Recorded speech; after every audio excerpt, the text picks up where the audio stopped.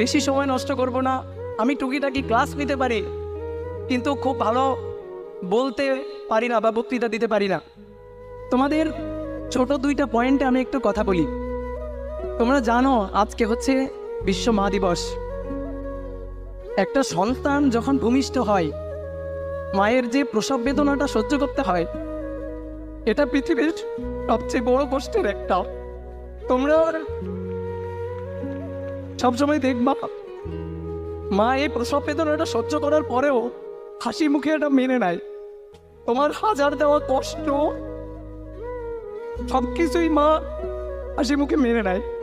তোমরা মাকে কখনো কষ্ট দিবা না। তুমি যখন ক্যাম্পাসে আসবা, তুমি বাসায় যাওয়ার পরে 1 মাস 2 মাস 6 মাস পরে বাসায় যখন যাবা, তুমি বুঝতে পারবা যে তোমার মা আসলে কতটা তোমাকে ভালোবাসে।